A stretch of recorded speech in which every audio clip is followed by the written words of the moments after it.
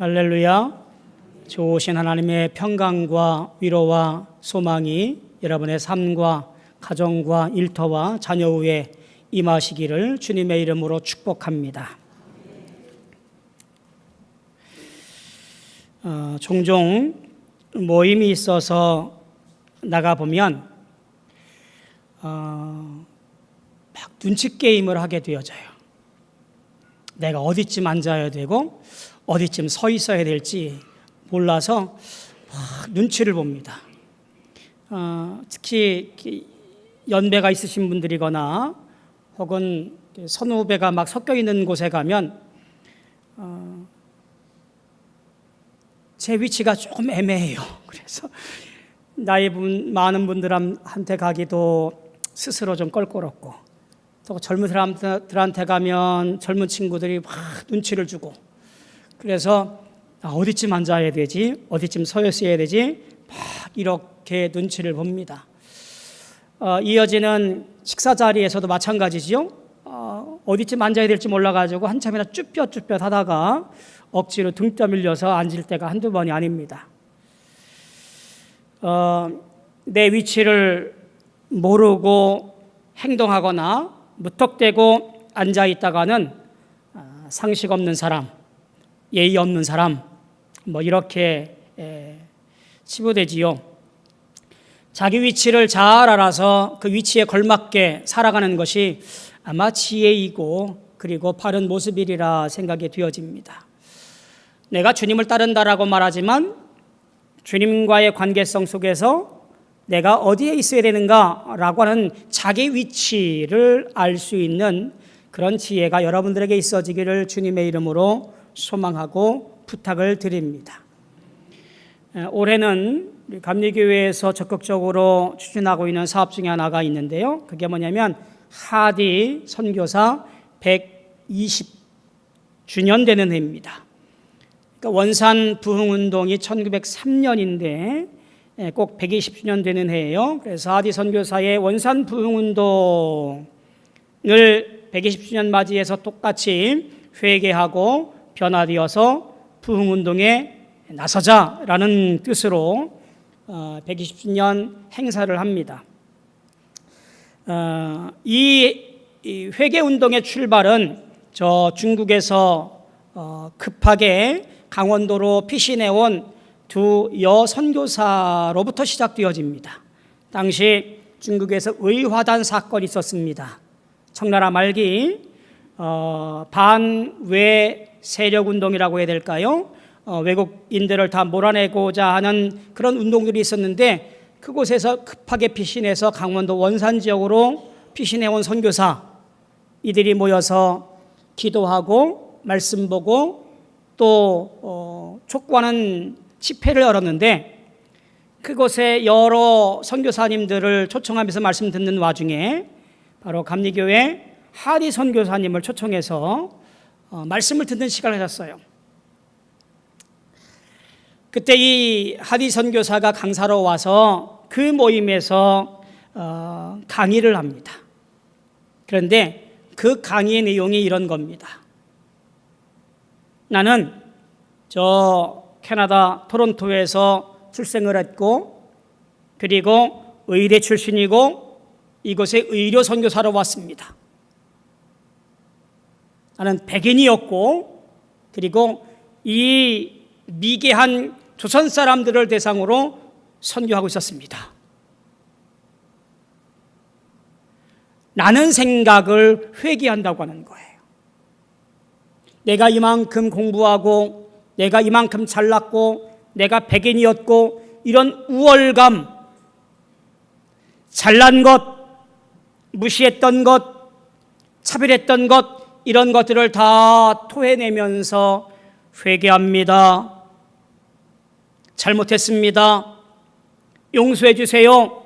이렇게 자신을 고백하면서 그 자리가 회개의 운동의 자리, 변화의 자리로 바뀌게 되어진 거예요. 많은 선교사들이 기도하고 많은 사람들이 함께 모여서 주님을 노래하고 찬송하면서 부흥의 불꽃을 피우게 되어지지요. 이어지는 1907년 평양 대부흥운동의 불씨가 되어진 것이 1903년 원산 부흥운동이었습니다.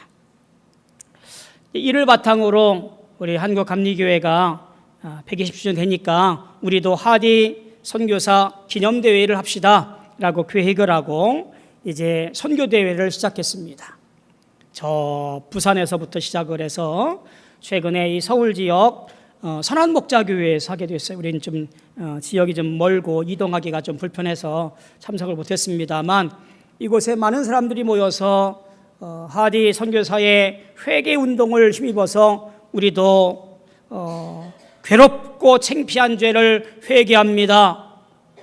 결단합니다. 부르짖어 기도했습니다. 말씀대로 살아보자, 믿음대로 살아보자 라고 그렇게 생각하며 많은 사람들이 부르짖었습니다. 안타까운 것은 그렇게 행사가 끝나버리고 말았어요. 그냥 일회성으로 끝나고 말았습니다. 지금은 또 새로운 행사를 막 촉구하고 있습니다. 100년 기도운동 이제 시작하자고 개회선언을 했어요. 하나 끝내고 또 하나 시작하는 것처럼 그렇게 일이 됩니다. 지속할 수 있는 동력이 부족하다 보니 그저 회개할 사람들 회개하고 변화될 사람들은 알아서 변화하고 뭐 이렇게 되어진 것이 행사치레로 끝나버린 것 같아요.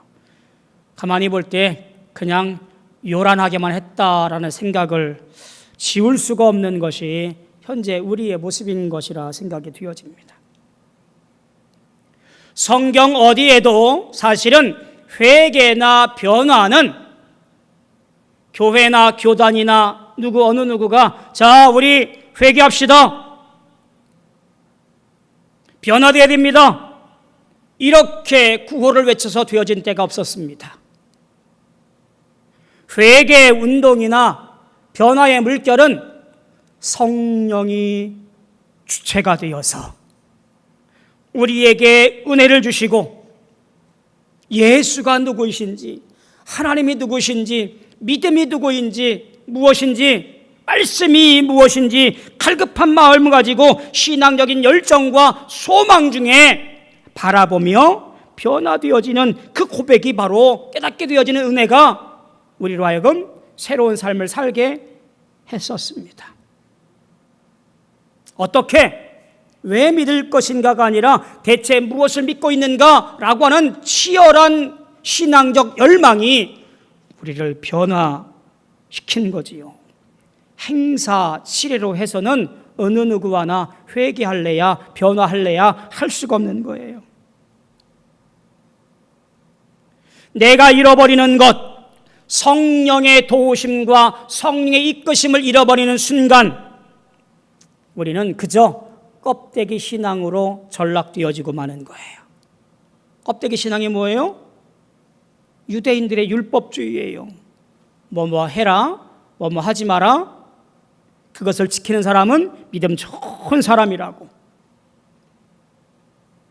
이유 없이 거룩하게 살아야지, 이유도 모른 채 성도 다 와야지, 덮어놓고 주일 성소해야지, 잘 지키면 믿음 좋은 사람, 신앙 좋은 사람, 이렇게 대접받고 착각하게 되어지는 것이 뭐냐면 껍데기 신앙이에요. 껍데기 신앙이 아니라 고백적인 신앙이 되어야 되는 우리에게는 분명한 질문과 물음이 좀 필요합니다. 하나가 뭐냐면 내가 하나님 말씀에 합당하게 살아 하나님 나라 위에 살아가고 있는가? 또 한 가지는 그럴 만큼 주님의 말씀과 주님의 놀라운 능력이 내 삶을 압도하고 있는가? 주님의 능력 앞에 그저 나는 엎드려 그 말씀에 순종하며 준행하며 살고 있느냐? 라는 물음이에요. 그 물음에 아멘, 예, 맞습니다. 저는 주의 말씀에 순종하여 주의 뜻을 쫓아 하나님 나라 확장을 위해서 살고 있습니다 라고 고백하는 사람이 진정한 회개하는 사람이고 진정한 하나님의 사람인 것을 보게 되어집니다. 지난주에 이어서 오늘 말씀을 같이 보게 되어지는데요, 지난주에서 보았듯이 한 사람의 고백이 잘했다, 너의 고백은 내 혈육에서 난 것이 아니라 하나님께서 알려주신 놀라운 고백이다, 내가 너의 고백 위에 교회를 세울 것이다, 음부의 권세가 무너뜨리지 못할 교회를 세울 것이다 라고 축복하고 또 축복했습니다. 그런데 얼마 지나지 않아서 오늘 말씀 보니까 예수님께서 똑같은 사람에게 사탄아라고 책망하는 말씀을 보게 되어집니다. 아니 왜 이럴까라고 하는 거예요. 우리라고 안 그럴까요? 어제까지만 해도 집회 참석해서 은혜 받고 믿음이 충만했는데 그 다음날 돼서 어떤 문제나 일거리를 만나보고 믿음은 온데간데 없이 의심하고 걱정하고 원망하고 불평하고, 도대체 왜 그럴까요? 마태복음 전체를 보다 보면 아마 이해가 될 것 같아요. 마태복음 4장에 보면 예수님께서 제자들을 부르시지요. 제자들을 부르시고 나서 두루 다니시며 회당에서 가르치시고 복음을 전파하시고 모든 병과 모든 약한 것들을 고치십니다. 앓는 자, 각종 병에 걸린 자, 귀신 들린 자, 간질하는 자, 중풍병에 걸린 자를 다 고치십니다. 마태복음 8장에 보면 나병 환자를 고치시고 백부장의 하인을 고치시고 폭풍을 잠잠케 하셔요. 마태복음 9장에 보면 12년 동안 혈루증으로 고생한 여인을 고치고 관리의 소녀를 살리셔요. 14장에 보면 우리가 잘 알고 있는 오병이어의 이야기가 나오지요. 장정만 5,000명을 먹입니다. 그리고 12광주를 거두어요. 이어지는 말씀 보니까 갈릴리 바다를 잠잠케 합니다. 마태복음 15장에는 이번에는 7병이어 7마리로 그리고 떡 7개와 물고기 2마리로 이번에는 장정만 4,000명을 먹여요. 그리고 7광주리를 거두어요. 지금 이 사건들이 계속해서 이어지면서 예수님의 인기는 하늘을 찔러요. 사람들이 말합니다. 저분을 우리의 왕으로 삼자. 저분을 우리의 왕으로 삼으면 저 로마의 속박으로부터 벗어날 것이고 배고픔이 모든 것이 해결될 것이다 라고 말해요.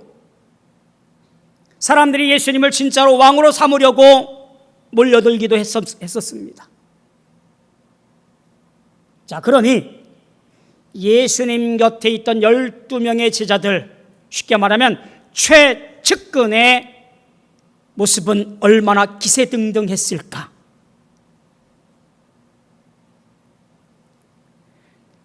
자기들이 나서서 예수님 가까이 못하도록 손을 뻗었고요, 목에 힘주고 어깨 들썩이면서 사람들 앞에서 거들먹거렸을 것 같아요.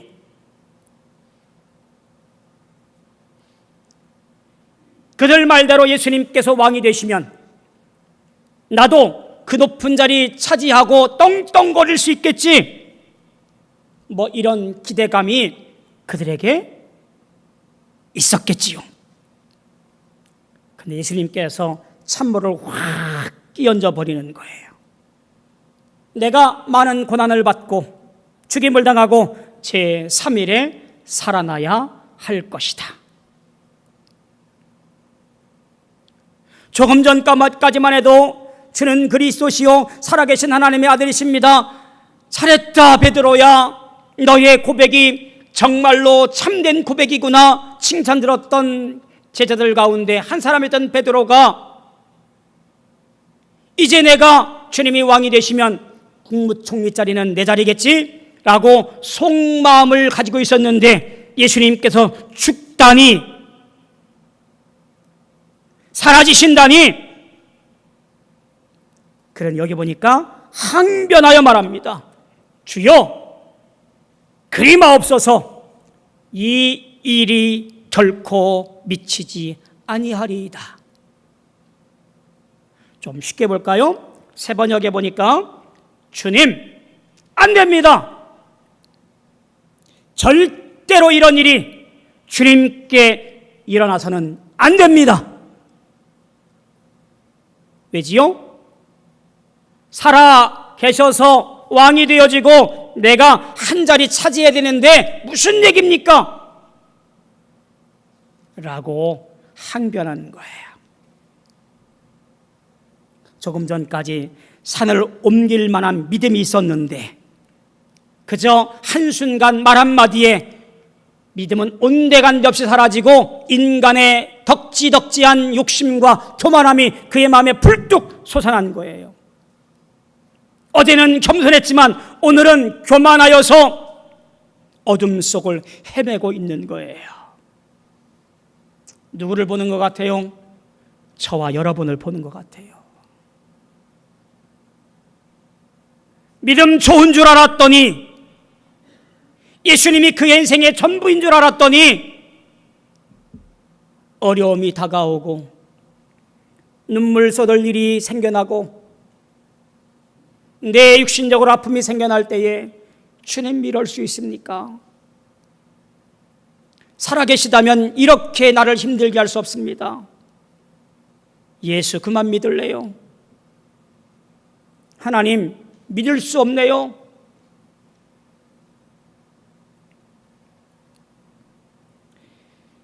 이렇게 자기 일을 생각하는 베드로에게 주님 말씀합니다. 그리고 이렇게 우리의 위치를 정합니다.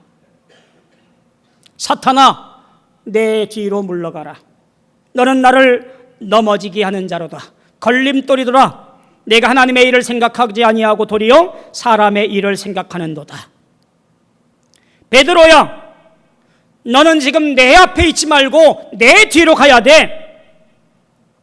그 위치가 예수님 뒤편이라고 가르쳐 줍니다. 내 뒤로 물러가라고 하는 이 말은요, 너 꼴도 보기 싫으니까 너 사라져, 꺼져, 이러는 말이 아니에요. 말 그대로 주님의 뒤편으로 가라는 얘기예요.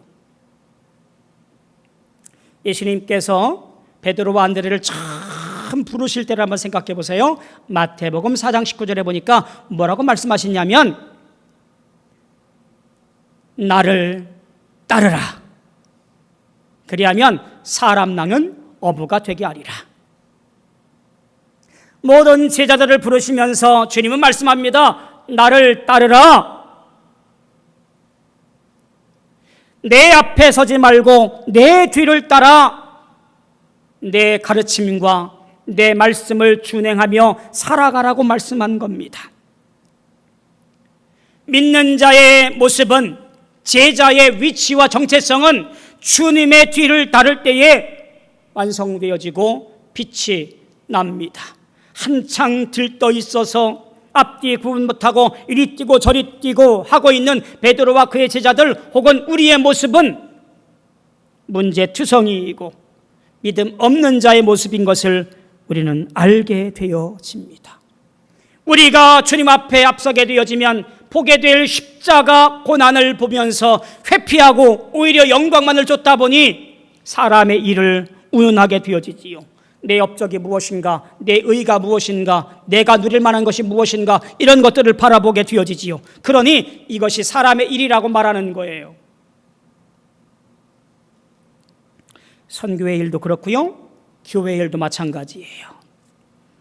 사람의 일을 드러내다 보면 성령의 은혜와 하나님의 일은 온데간데 없이 사라지는 것이 우리는 누누이 경험하고 또 보게 되어집니다.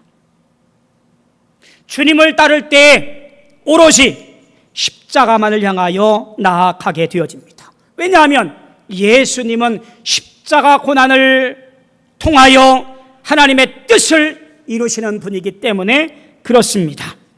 어떠한 일이 있다 할지라도, 어떠한 시험과 연단이 있다 할지라도 물러서거나 좌우로 치우지 아니하고 그 길을 올곧이 걸어가 십자가 은혜를 누릴 분이 주님이시고, 우리 또한 그 길을 쫓아가 그 일을 완성할 수 있기 때문에 그렇습니다. 우리 눈에는 여전히 악을 선으로 이겨내는 길, 죄와 죽음을 생명으로 이겨내는 길은 전혀 볼 수 없고, 그렇게 해낼 능력도 우리에게는 없어요. 이 모든 것을 이길 수 있는 것은 주님의 뒤를 따라가면 이길 수가 있습니다. 예수를 아무리 잘 믿어도, 신앙생활 아무리 오래 해도 내가 앞서고 내가 주인 되어지면 우리는 한순간에 넘어지고 한순간에 무너질 수밖에 없는 존재입니다. 모든 생명의 능력은 주님께 있으니 주님 뒤를 따라 이루어내시는 우리 모든 성도 되어지기를 소망합니다. 자, 그러면 뒤를 따라가는데 그냥 쫄래쫄래 따라가기만 하면 될까요? 아니지요. 여기 보니까 뭐라고 말씀하시냐면, 나를 따라오려거든, 달리 말하면 나를 따라오는 자는 자기를 부인하고 자기 십자가를 지고 나를 따를 것이니라. 주님을 따라가는 사람은 아무 생각 없이, 아무 뜻 없이 그저 쫄래쫄래 쫓아가는 것이 아니라 자기를 부인하고 자기 십자가를 지고 주님을 따라가야 된다라는 이야기예요. 자기를 부인하는 것이 무엇이에요? 내 생각, 내 뜻, 내 주장 다 버리고 주님을 따라가는 거예요. 자기를 부인한다고 하는 것은 인간적인 뜻을 다 접어버리고 죽음을 통한 부활이라는 하나님의 뜻을 받아들이는 거예요. 그게 자기를 부인하는 거예요. 자기 십자가를 진다라는 것은 무슨 얘기예요? 세상적인 방식으로, 즉 다시 말해서 유대적인 기대대로 하나님의 나라를 실현하는 것을 포기한다라는 말이에요. 즉 모든 불이익과 희생을 감수한다라는 얘기예요. 예수 믿어서 덕 보는 거요? 쉽지 않아요. 예수 믿고 덕을 보는 것, 오히려 그것이 부담스러울 때가 있어요.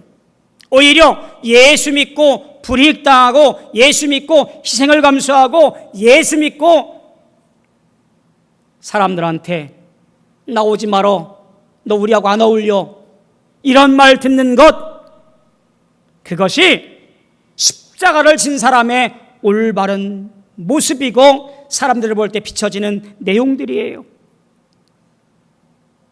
그저 어영부영 세상 속에서 생활하지 말고 우리가 십자가 지고 예수 믿는 사람의 본을 보일 수 있는 모습이 바로 예수를 따르는 사람의 모습이에요. 주님을 따라가야 되는 거지요. 따른다는 것은 무슨 얘기예요? 계속되어진다라는 말이에요.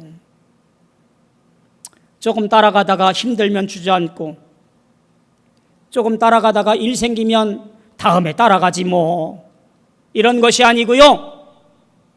따르기로 작정한 순간부터 우리의 주님을 따라가는 것은 계속되어지는 거지요. 언제까지? 주님 부르실 그때까지. 내 일생 주님을 따라가며 주님께 영광 돌려 전심전력하는 사람이어야 된다는 이야기예요. 잘 보세요. 자기를 부인하고 자기 십자가를 지고 나를 따를 것이니라. 동사형이 뭐예요? 부인하고 지고 따른다라고 하는 거예요. 이 세 가지 동사형은요, 다 명령형이에요. 해도 그만, 안 해도 그만이 아니라 이것은 꼭 해야 되는, 필수적으로 해야 되는 거예요.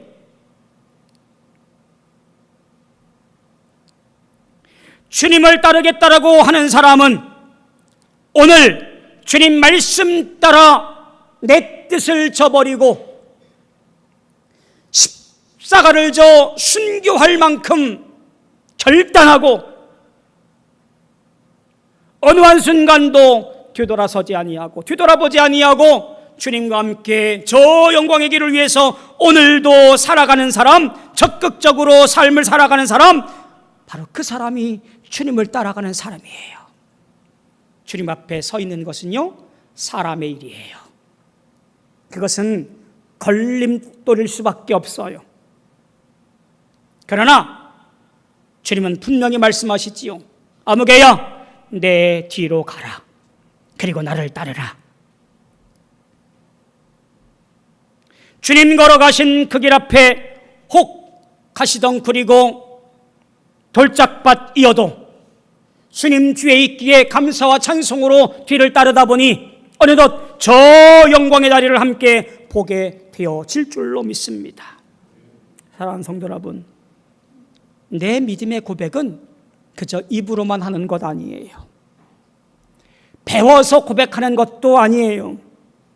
진정한 고백은 내 안에 성령 충만하여 주님이 나의 구원자이심을 믿고 하나님의 아들이심을 고백하며 주의 뒤를 따라 살아내는 것, 그것이 바로 고백이고 그것이 신앙이에요. 스스로에게 물어보세요. 나는 지금 어디에 서서 믿음 생활하고 있는가? 나는 지금 어디 서서 신앙 생활하고 있는가? 주님 앞은 아니지요? 주님 뒤에 서서 오늘도 믿음 가지고 한 걸음 한 걸음 주님의 뒤를 따라 십자가의 길을 걷고 계시지요? 그러하기를 축복합니다. 주님 뜻대로 쫓아 행하여 아버지 영광으로 천사들과 함께 오시는 그날에 아무개야 잘했다 칭찬 들으며 주의 나라의 잔치자리에 참여할 수 있는 우리 모든 성도들 되어지기를, 합당한 사람들 되어지기를 주님의 이름으로 소망하며 축원합니다. 기도하겠습니다. 주님 은혜를 감사합니다. 주님 뒤에 서서 주님 따라가게 도와 주옵소서. 나를 부인하고 십자가 지고 주님 따르겠습니다. 주여 우리를 사용하여 주시옵소서. 예수님의 이름으로 기도하옵나이다. 아멘.